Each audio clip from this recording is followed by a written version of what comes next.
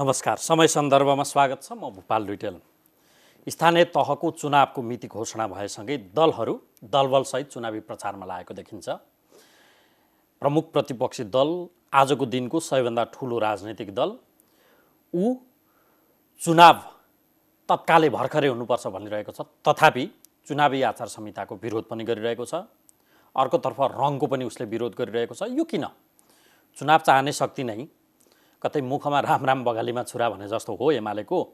यो विषय आजको कार्यक्रममा मूल रूपमा उठान हुनेछ। दोस्रो चाहिँ नेताहरू चुनावी अभियानमा प्रचारमा प्रशिक्षणमा केन्द्रित भइरहँदा मुख छाडाछाड जस्तो पनि देखिन्छ। एकले अर्कालाई सिद्ध्याउने त्यो तहको खिचिटुरी गर्ने तहमा पुगेको देखिन्छ। यो किन? नवपिँढीहरू र टेलिभिजन या सामाजिक सञ्जाल हेर्नेहरूले नेताबाट सिक्नु पर्दैन? यो विषय पनि उठान हुनेछ। र तेस्रो चाहिँ एमसीसी अनुमोदन भए लगत्तै चिनिया उच्चस्तरीय भ्रमण हुँदैछ। चैतको 12मा अनौपचारिक रूपमा सार्वजनिक भएको मिति चिनिया विदेश मन्त्री वाङ यी नेपाल भ्रमणमा आउँदै हुनुहुन्छ। उहाँको नेपाल भ्रमण त्यो अमेरिकी परियोजना विकास परियोजना भनिएको छ एमसीसी, त्यसलाई निस्तेज पार्न हो वा कतिपयले अड्कल काटिरहेका छन् फेरि पनि कम्युनिस्टहरू एक हुनुपर्छ, अर्थात् मूलधारका कम्युनिस्टहरू केपी शर्मा ओलीले नेतृत्व गरिरहेको एमालेसँग प्रचण्ड माधव नेपाल सहितलाई गोलबद्ध बनाएर अघि लानुपर्छ। यो तानाबाना बनाउन पनि उहाँको भ्रमण हुँदैछ। यो सम्मको टीका टिप्पणी सुरु भएका छन्। हो के त? यो विषय समेत आजको कार्यक्रममा उठान हुनेछ।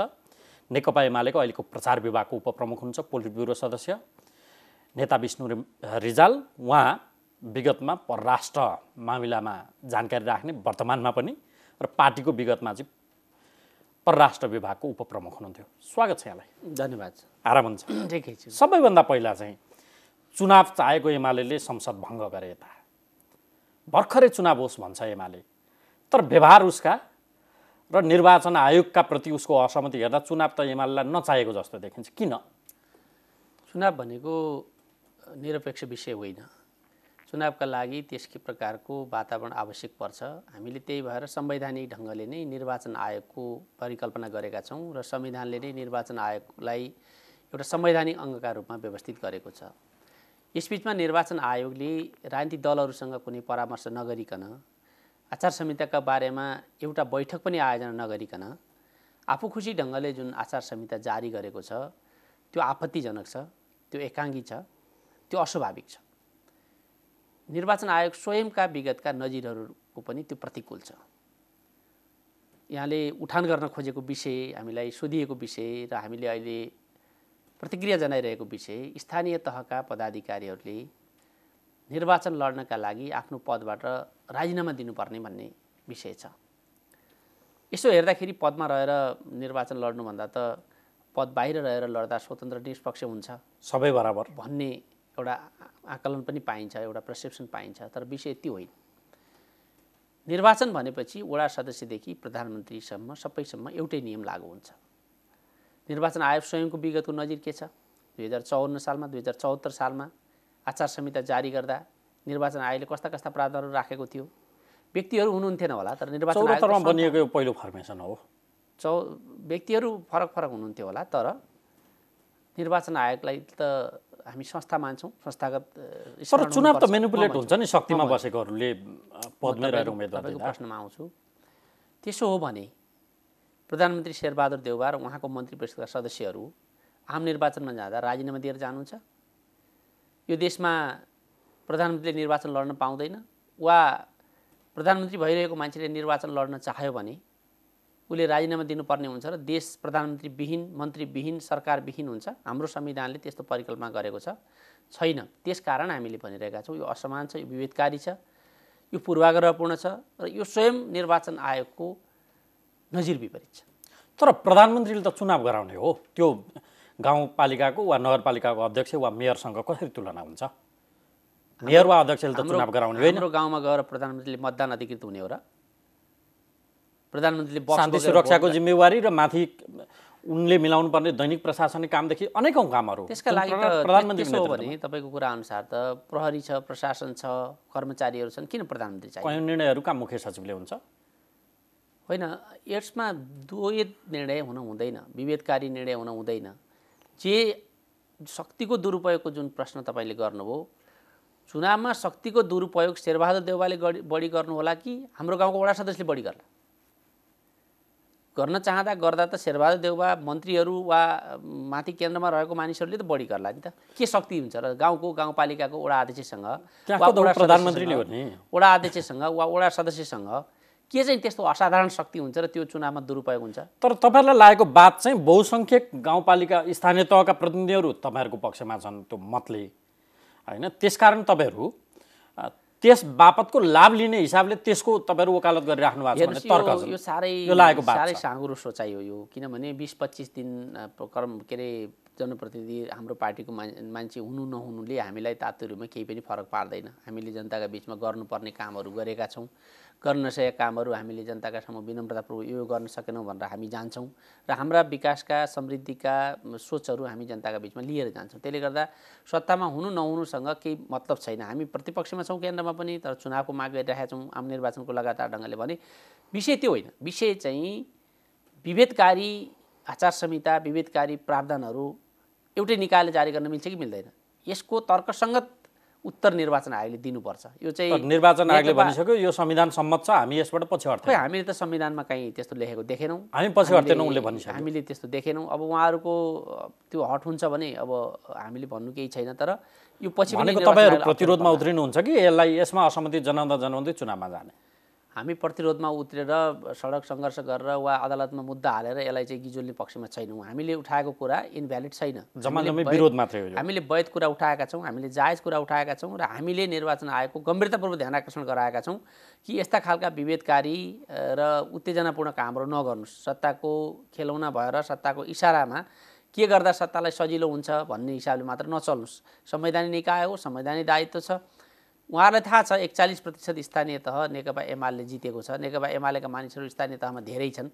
त्यो भएको हुनाले यो निर्णय गर्दा नेकपा एमालेलाई अप्ठ्यारो पर्छ होला भन्ने सोच्नु भएको छ। यससँग यति साँघुरो घेरामा आएर निर्णय गर्न आवश्यक छैन। तर निर्वाचन आयोग जहाँको पदाधिकारी बहुसङ्ख्यक या प्रमुख सहितको तपाईँहरूको पार्टी सरकारमा हुँदा नियुक्त गरेका पदाधिकारीहरू हुन्, उनीहरू कसरी खेलाउन हुन सक्छन्?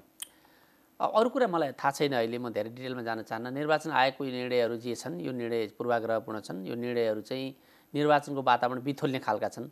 कहिले चाहिँ एकाएक रङ परिवर्तन गर्छ, कहिले आचार संहितामा उटपट्याङ खालका कुरा। रङको पनि तपाईँहरूले त टाउको दुखाएको विषय छ। अहिले किन गर्नु पर्यो? जस्तो जे भइरहेको छ, हामीले चुनाव जनतालाई जेमा चाहिँ अभ्यस्त बनाउँदै आएका छौँ, जसरी चुनाव भइरहेको छ त्यसमा अहिले यत्रो परिवर्तन गर्नुपर्ने त्यत्रो कहाँबाट उहाँहरूलाई चाहिँ नि बुद्धि प्राप्त? तपाईँहरूले रङमा गरेको विरोध लगत्तै काङ्ग्रेस महामन्त्रीले गरेको टिप्पणी सुनाइदिउँ।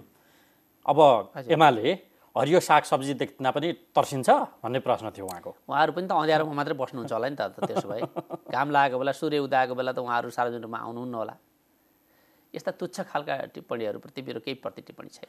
खैर, अब चुनावको मामिला चाहिँ तपाईँहरूले आचार संहिताको विरोध गरेर वा रङको विरोध गरेर जसरी फेरि चुनावको वकालत गर्दै हुनुहुन्छ, त्यसले निर्वाचन आयोगलाई दबाव, प्रेसर, अर्कोतर्फ चुनाव भाडिने माध्यम बनाउने, निर्वाचनलाई निष्पक्ष भयरहित र शान्त वातावरण बनाउनका लागि नै हाम्रा यी सबै प्रयासहरू केन्द्रित छन्। हामीले निर्वाचन छिटोभन्दा छिटो हुनुपर्छ भनेर आएको कुरा तपाईँलाई थाहै छ, जगजाहेर नै छ।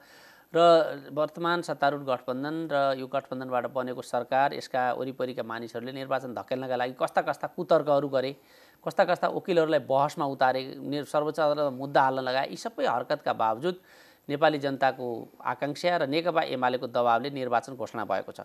अझ पनि त्यो निर्वाचन सार्न सकिन्छ कि, टार्न सकिन्छ कि, भाड्न सकिन्छ कि, वातावरण धमिल्याउन सकिन्छ कि भनेर सत्तारूढ गठबन्धनका मानिसहरू नै भाषण गर्दै हिँडेका छन्। सत्तारूढ गठबन्धनका शीर्ष भनिएका नेताहरू नै निर्वाचन समयमा हुन्छ कि हुँदैन भन्ने बारेमा हाम्रो छलफल भइरहेको छ भनेर सार्वजनिक रूपमा अभिव्यक्ति दिनु के निर्वाचन गर्ने वातावरण बनाउनु हो र? निर्वाचन भाड्नका लागि लागिरहेका छन्। त्यसले गर्दा नेकपा एमालेको दायित्व छ हर कुनै हालतमा निर्वाचनलाई निष्पक्ष, भयरहित, स्वस्थ, स्वच्छ र सबैले आफ्नो अभिमत व्यक्त गर्ने गरी सम्पन्न गराउनका लागि हामी दबाब दिन्छौँ। देशको सबभन्दा ठुलो पार्टीको हैसियतले, देशका सबै स्थानीय तहमा सञ्जाल भएको, आफ्नो उपस्थिति भएको र आफूले प्रतिस्पर्धा गरेर नेतृत्व गर्न सक्ने हैसियत भएको पार्टीको नाताले नेकपा एमाले कुनै पनि बहानामा निर्वाचनलाई पछाडि धकेल्ने कुरालाई हुन दिँदैन। तर चुनावको मामिला चाहिँ संवैधानिक आयोगका पदाधिकारीहरू जसको पद अब पुरा हुन नदिनका लागि यो बेलासम्म नखोलिएको फाइल सर्वोच्च अदालतमा खोलिँदैछ। भनेको निर्वाचन आयोगकै पदाधिकारीहरू भोलि रिक्त हुन सक्छन् सर्वोच्च अदालतको कुनै एउटा आदेशले, यही बेला त्यो त्यसमा निर्णयमा पुग्यो भने। भनेको निर्वाचनको सुनिश्चितता त अझै पनि छैन नि। देशलाई अस्थिरता र अराजकतातिर लैजानका लागि 5 दलीय गठबन्धन प्रयत्नरत छ, त्यो हामी सबैले देखेकै छौँ। जनताबाट निर्वाचित र जनताप्रति उत्तरदायी सरकार भएको भए यति खेलाची गर्दैन थियो। 5 जना न्यायाधीशप्रति उत्तरदायी र उनैबाट बनेको परमादेश प्राप्त सरकार भएको हुनाले हरेक संरचनालाई खलबल्याउनमा सरकार र गठबन्धनको ध्यान केन्द्रित छ। पहिलो कुरा त सर्वोच्च अदालतको अहिले जुन प्रधान न्यायाधीश दाबी गरेर संवैधानिक इजलासको नेतृत्व गर्दै हुनुहुन्छ दीपक कार्कीले, यो नै अवैध छ, असंवैधानिक छ। प्रधान न्यायाधीशको शपथ नै नगरेको मान्छेले प्रधान न्यायाधीशको हैसियतमा संवैधानिक परिषदको नेतृत्व गर्न पाइँदैन। संविधानमा स्पष्ट ढङ्गले प्रधान न्यायाधीशको नेतृत्वमा संवैधानिक इजलास रहनेछ भन्ने किटानी व्यवस्था गरेको छ। कहिले हुनुभयो दीपक कार्की प्रधान न्यायाधीश? दीपक कार्कीले प्रधान न्यायाधीशको शपथ कहिले गर्नुभयो? प्रधान न्यायाधीशको शपथ नै ग्रहण नगरेको मान्छेले अनाधिकृत ढङ्गले त्यो ओहदाको दाबी गर्दै संवैधानिक परिषदको नेतृत्व गर्नु, संवैधानिक इजलास गठन गर्नु र संवैधानिक इजलासबाट अवांछित ढङ्गले निर्णय गर्न खोज्नु यो आपत्तिजनक छ। यसले देशलाई अझ बढी द्वन्द्वमा लैजाने, अझ बढी मुठभेडमा लैजाने खतरा रहन्छ। तपाईँलाई थाहा छ प्रधान न्यायाधीशका विरुद्ध सत्तारूढ गठबन्धनले बिना कारण बेमौसमी ढङ्गले महाभियोग प्रस्ताव दर्ता गर्दा हामीमाथि दबाब थियो। हाम्रो पार्टीभित्रबाट, पार्टी बाहिरबाट, नागरिक समाजबाट, स्वयं कानुन व्यवसायीहरूबाट, स्वयं न्यायाधीशहरूबाट यो असार 28 को असंवैधानिक परमादेशयुक्त निर्णय गर्ने न्यायाधीशहरूमाथि पनि महाभियोग लगाउनुपर्छ, नेकपा एमालेसँग त्यो मत छ भनेर हामीलाई दबाब नआएको होइन। हामीले उत्तेजनाको राजनीति गरेनौँ, हामीले बदलाको राजनीति गरेनौँ, हामीले प्रतिशोधको राजनीति गरेनौँ र नेकपा एमाले के भन्यो भने हामी उहाँहरूका फैसलाहरू हेर्छौँ, हामी उहाँहरूका कदमहरू हेर्छौँ र सर्वोच्च अदालतलाई राजनीतिक दलको प्रयोगशाला बनाउन दिँदैनौँ। यदि त्यो स्थिति आयो भने हामी मात्रै आफ्नो कदम चाल्छौँ भनेर हामीले संयमताका साथ त्यो कुरालाई हेरिरहेका छौँ। यस्तो बेलामा देशको सबभन्दा ठुलो दललाई जिस्क्याउने गरी, चिडाउने गरी, उत्तेजित बनाउने गरी सर्वोच्चमा जे गतिविधि भइरहेका छन्, नेकपा एमाले बेखबर छैन। नेकपा एमाले आँखामा पट्टी बाँधेर बसेको छैन। नेकपा एमालेसँग कुनै पनि बेला संसदमा महाभियोग प्रस्ताव ल्याउने हैसियत छ। 97 जनाले प्रधान न्यायाधीश विरुद्ध महाभियोग प्रस्ताव दर्ता गर्नुभएको छ, जुन पारित नहुने निश्चित छ। 98 जना त नेकपा एमालेकै सदस्यहरू छन् प्रतिनिधि सभामा। नेकपा एमाले नसकेर महाभियोग प्रस्ताव नल्याएको होइन। ख्याल होस्, आफ्नो ओहदाको ख्याल होस् र यो जुन प्रक्रिया छ यसलाई भत्काउने, डिरेल गर्ने, निर्वाचन पर सार्ने, संवैधानिक निकायहरू रिक्त गर्ने यो काम नहोस्। कन्स्पिरेसीमा विश्वास गर्ने मानिसहरू के अड्कलबाजी गर्दैछन् आज भने संवैधानिक आयोगका इभन निर्वाचन आयोग सहितका पदाधिकारी रिक्त हुने गरी सर्वोच्च अदालतबाट आदेश आउँछ। त्यति नै बेला एमाले फेरि 5 जना न्यायाधीश विरुद्ध महाभियोग लगाउँछ, किनकि उसले त हस्ताक्षर रेडी गरेर राखेको छ। अझ मुलुक त अन्धकारमा जाने भयो, न चुनाव हुने भयो, न अरू इन्टिटीहरू नै ध्वस्त हुने तहमा जाने भयो भनेर यी मानिसहरू यी तथ्यमा रहेर मैले अघि पनि भने भोपालजी, नेकपा एमाले उत्तेजना र प्रतिशोधको राजनीतिमा विश्वास गर्दैन। जिम्मेवार पार्टी हो, देशको 1 नम्बर पार्टी हो, देश चलाउने पार्टी हो, देश निर्माण गर्ने पार्टी हो, देशका संरचनाहरू निर्माण गर्ने पार्टी हो। यो देशको हरेक लोकतान्त्रिक संरचना निर्माणमा नेकपा एमालेको नेतृत्वदायी भूमिका छ, नेकपा एमालेको लिड रोल रहँदै आएको छ। यो अवस्थामा कसैले मूर्खतापूर्ण काम गर्यो भनेर नेकपा एमाले प्रतिमूर्खतापूर्ण काम गर्दैन भन्ने कुरा त हामीले प्रधान न्यायाधीशमाथिको महाभियोग प्रकरणमा पनि देखाइसकेका छौँ। हाम्रो भित्र दबाब थिएन होला र हाम्रा बिचमा त्यस्तो मत थिएन होला र थियो। तथापि हाम्रो नेतृत्वले सुझबुझपूर्ण ढङ्गले निर्णय गर्नुपर्छ। हामीले बढी दरार बढाउने, अझ अराजकता निम्त्याउने कुरालाई प्रश्रय दिनुहुन्न भनेर निर्णय लिएको छ। तर हामीमाथि निरन्तर प्रहार भयो, असंवैधानिक ढङ्गले अगाडि बढ्न कोसिस गरियो र सत्तारूढ गठबन्धनको मार्गचित्र अनुसार सर्वोच्च अदालत उनीहरूको एउटा इकाइको रूपमा परिणत हुने खतरा भयो भने त नेकपा एमाले हातमा दही जमाएर बस्छ र आफूमा भएको अधिकार नेकपा एमाले प्रयोग गर्छ। त्यो हड्कलबाजी कट्नेहरूको मतमा बल पुग्ने गरेको तपाईँले भने जस्तै संवैधानिक परिषद सम्बन्धी सर्वोच्च अदालतबाट त्यस्तो फैसला आउने त कुनै सम्भावना नै छैन। किनभने त्यो बिल्कुलै एउटा नेपाली काङ्ग्रेसको केन्द्रीय कार्यालयमा वा माओवादी केन्द्रको केन्द्रीय कार्यालयमा बसेर गरे जस्तो फैसला हुन्छ। त्यो माओवादी र काङ्ग्रेसको एजेन्डा हो। त्यो न्यायको, कानुनको, संविधानको, सर्वोच्च अदालतको र संवैधानिक इजलासको विषय नै होइन। त्यो अलरेडी भइसकेको छ। हामीले नियम, कानुन, संविधान अनुसार नै गरेका छौँ र सर्वोच्च अदालतले पनि यो बिचमा अगाडि नै यस्ता विषयहरूमा धेरै चर्चा पनि गरिसकेको छ। त्यसले गर्दा त्यस्तो होला जस्तो लाग्दैन। तर सर्वोच्च अदालतका न्यायाधीशहरू आफ्नो ठेगानमा बसेनन् भने नेकपा एमाले आफ्नो संवैधानिक दायित्व पुरा गर्छ। भनेको यो धम्की नै भएन।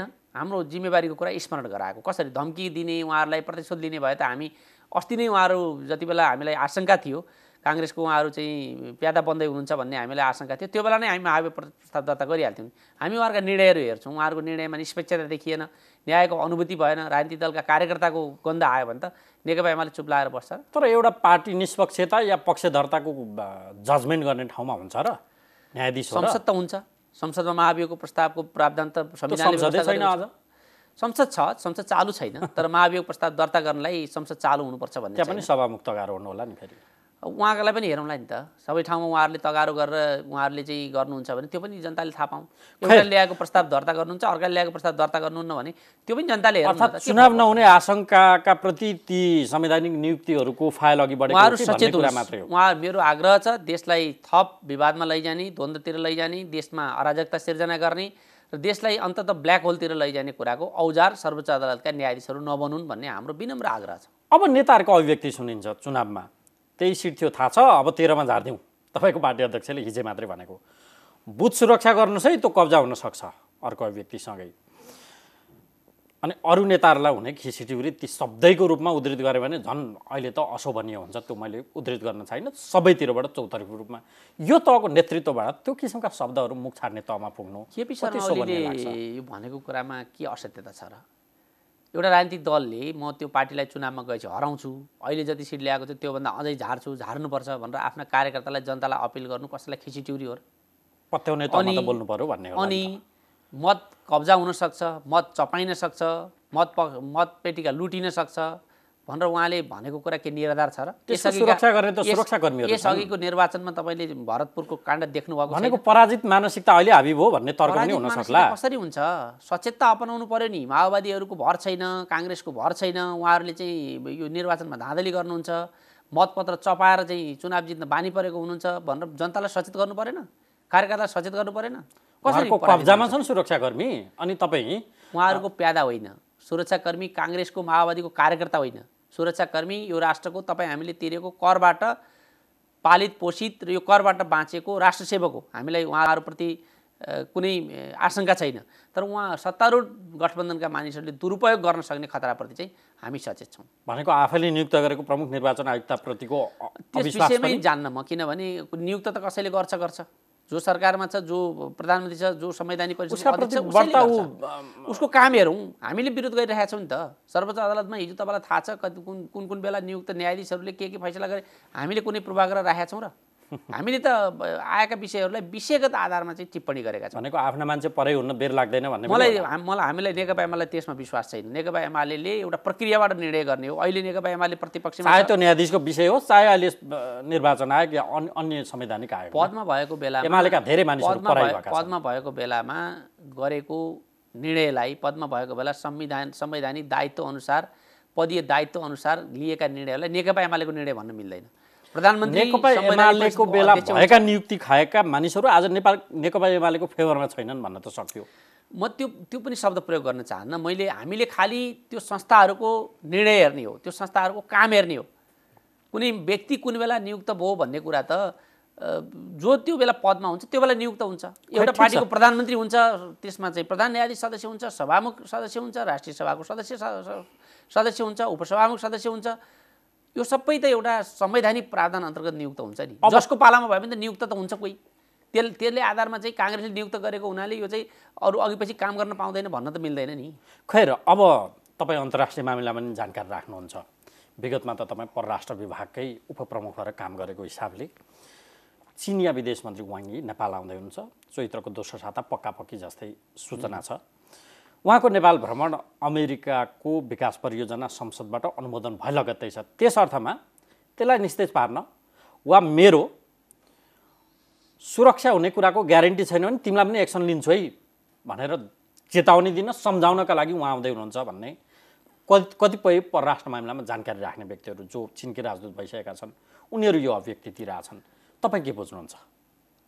अब यति अतिरञ्जनापूर्ण ढङ्गले कसरी अभिव्यक्ति दिनुहुन्छ कूटनीतिक समुदायका मित्रहरू मलाई थाहा छैन। महेश मास्के त्यो भन्दै हुनुहुन्छ। चीनको कूटनीतिलाई जहाँसम्म मैले बुझेको छु, चीनको परराष्ट्र सम्बन्धलाई जति सीमित मात्रामा भए पनि मैले अध्ययन गरेको छु, चीन यस्तो उत्तेजनात्मक कूटनीतिमा विश्वास गर्दैन। चीन शान्त कूटनीतिमा विश्वास गर्छ। चीनका सोचाइहरू दीर्घकालीन हुन्छन्। एउटा दुईटा सानोतिनो घटनालाई लिएर चीनले आफ्नो धारणा हमेसी बदल्दैन। तर नेपालमा चीनका प्रति जुन एउटा अविश्वास सिर्जना गर्न खोजिएको छ र चीनलाई जुन व्यवस्था गर्ने ढङ्गको सरकारले गतिविधि गरेको छ, यसलाई चाहिँ हामीले गम्भीरतापूर्वक लिनुपर्छ। चीन र भारत हाम्रा दुईटा विशाल छिमेकी मुलुक हुन्। हाम्रो भूभाग जोडिएका छन्, हाम्रो संस्कृति जोडिएका छन्, हाम्रो परम्परा जोडिएका छन्, हाम्रा विकास परियोजनाहरू जोडिएका छन्। हामी अनुशासित सम्बन्धमा छौँ। यी दुईटा छिमेकी मुलुकसँगको सम्बन्धलाई हामीले अत्यन्त महत्त्वका साथ र संवेदनशीलताका साथ लिनुपर्ने हुन्छ। तर वर्तमान सरकारले चीनसँगको सम्बन्धलाई खेलाँचीको रूपमा लिएको मैले महसुस गरेको छु। तपाईलाई म दुईवटा दृष्टान्त दिन चाहन्छु। 20 देशका राजदूतहरूलाई बिना कारण राजनीतिक पूर्वाग्रहका आधारमा वर्तमान गठबन्धनले फिर्ता बोलायो। त्यसमध्ये छानी 3वटा देशमा चाहिँ राजदूत नियुक्तिको प्रक्रिया सुरु भयो। अमेरिका र बेलायतमा राजदूत पुगिसक्नु भएको छ, भारतमा पुग्दै हुनुहुन्छ। 6 महिना बित्दासम्म चीनमा राजदूत नियुक्तिको प्रक्रिया पनि सुरु भयो। नामै प्रस्ताव छैन। यसले चीनलाई हामीले गर्ने व्यवहार यही हो। चीनलाई हामीले दिएको महत्त्व यही हो। चीनिया विदेश मन्त्रीको नेपाल भ्रमण हुँदैछ भन्दैछौँ हामी अहिले। बेजिङमा नेपालको राजदूत छैन। दोस्रो दृष्टान्त तपाईँलाई दिन चाहन्छु। वर्तमान कम्फर्टेबल सरकार बनेपछि चीनसँगको तथाकथित सीमा विवादमा अध्ययन कार्यदल बनाइयो, जबकि समस्या भारतसँग छ।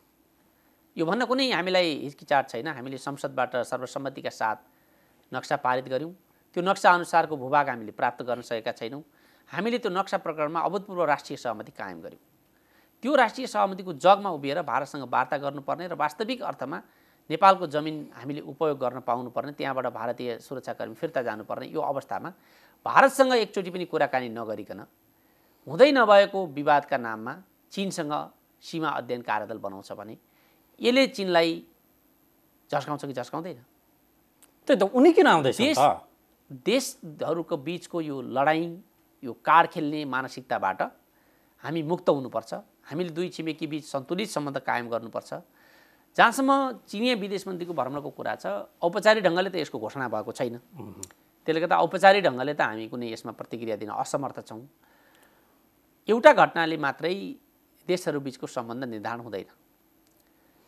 हामीले चीनलाई भन्न सक्नुपर्छ, अरू देशहरूलाई पनि भन्न सक्नुपर्छ, नेपाल र सम्बन्धित देशबीचको सम्बन्धको कुरा हुँदा त्यसमा तेस्रो देशलाई प्रवेश गराउनु हुँदैन।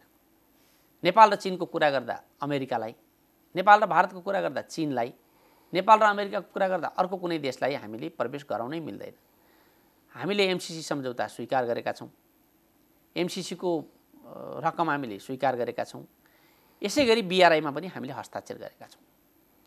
हामीले चीनसँग गर्ने कुरा के हो भने बीआरआई परियोजना कसरी सफलतापूर्वक सञ्चालन गर्ने। 2017 को मेमा बीआरआईमा हस्ताक्षर भएपछि पनि आजसम्म त्यो परियोजना किन कार्यान्वयन हुन सकेको छैन? हाम्रा तर्फबाट के कमी कमजोरी भए, चीनका तर्फबाट के तत्परता भएन, यी विषयमा हामीले छलफल गर्नुपर्छ र विदेश मन्त्री वा यस्तै उच्च अधिकारीहरूको भ्रमणका क्रममा यस्ता विकास परियोजनालाई गति दिने कुरामा केन्द्रित गर्यौँ भने बाँकी विषयहरू आफै ओझेल पर्छन् जस्तो मलाई लाग्छ। तर उनी यहाँ आउन लागेको चाहिँ एउटा, अघि मैले तपाईँलाई केही विज्ञहरूलाई कोट गर्दै नि भनिसकेको, उद्धृत गर्दै महेश मास्के वा हिरणलाल श्रेष्ठहरू जस्ता परराष्ट्र मामिलामा दखल राख्ने व्यक्तिहरू नेपाललाई यदि हामीले व्यवस्था गरेको ठान्छौँ भने हामीले व्यवस्था गरेको होइन, यहाँ हुने गतिविधिका प्रति हामी जानकार नभएको ठान्छौँ भने गल्ती हुन्छ, गल्ती गर्यो भने तिमीलाई एक्सन लिन्छौ है भन्ने एउटा सम्झाउन पनि आउँदैछन्। अर्को चाहिँ त्यस्तो हुँदैन, संसारका सर्वहारा एक हौँ भन्ने कम्युनिस्टहरू नेपालमा किन एक छैनन्? दुईटै कुरा गलत हो। दुईटै तिनलाई मिलाउनका लागि पनि उनी आउँदैछन् भन्छन्। दुईटै कुरा 100% गलत हो। चीनले चाहिँ तिमीलाई हामी एक्सन लिन्छौँ, तिमीलाई हामी चाहिँ हामी यहाँ छौँ भनेर भन्छ भन्ने कुरा यो कपोलकल्पित कुरा हो। चीनलाई नबुझेको र नेपाल चीन सम्बन्धलाई बिगार्ने, चीनलाई उत्तेजित बनाउने, नेपाली जनमतलाई पनि उत्तेजित बनाउने कुरा मात्रै हो। त्यस्तो भन्नै सक्दैन, हामी कल्पना पनि गर्न सक्दैनौँ, त्यो चीनको नीति पनि होइन। दोस्रो कुरा, हामी देशभित्रका राजनीतिक दलहरू मिल्छौँ वा मिल्दैनौँ, वा हामी एकता गर्छौँ, कार्यगत एकता गर्छौँ, हामी झगडा गर्छौँ, हामी कुन कुन मुद्दामा मिल्छौँ भन्ने यो चीनको सरकारको विषय नै होइन। यो हामी प्रशिक्षण समेत दिने देश हो त। यो पनि अतिरञ्जित भएको छ। प्रशिक्षण होइन, हामी त कम्युनिस्ट पार्टी भएको हुनाले संसारका धेरै कम्युनिस्ट पार्टीका फोरमहरूमा जान्छौँ नि।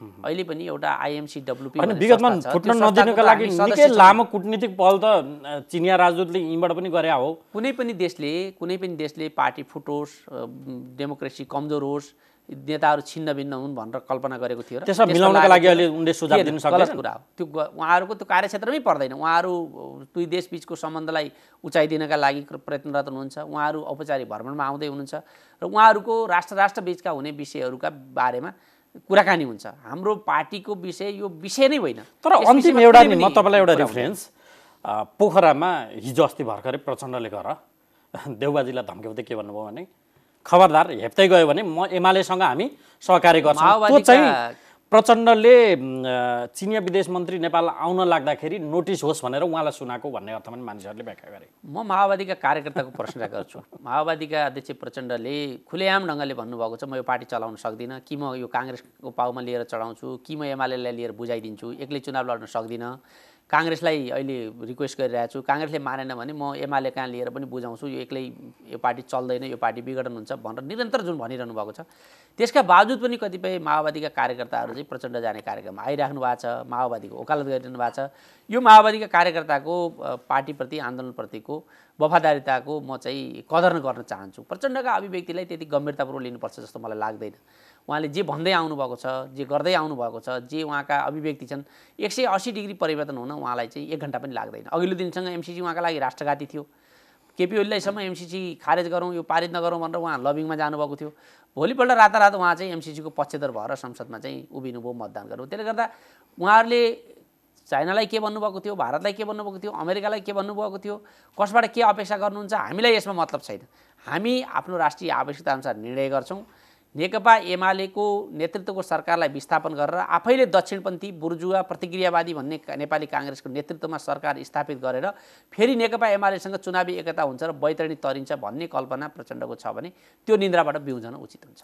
हस्, यहाँको यो महत्त्वपूर्ण समय संवादका लागि धन्यवाद। तपाईँलाई पनि धेरै धेरै धन्यवाद। र आदरणीय दर्शकहरू, कार्यक्रमको निर्धारित समय सक्यो। आज हामीले नेकपा एमालेका नेता विष्णु रिजालसँग अबको चुनावको एजेन्डालाई केन्द्रित गर्न हामीले सकेनौँ। तर चुनाव हुने नहुनेमा आशंका भइरहँदा एमालेकै चुनावी आचार संहितामा विरोध किन, चिनिया विदेश मन्त्रीको नेपाल भ्रमणका एजेन्डा के हुन सक्छन्, त्यसका प्रतिको अपेक्षा के हो, यो विषयलाई समेत केन्द्रमा राखेर संवाद गऱ्यौँ।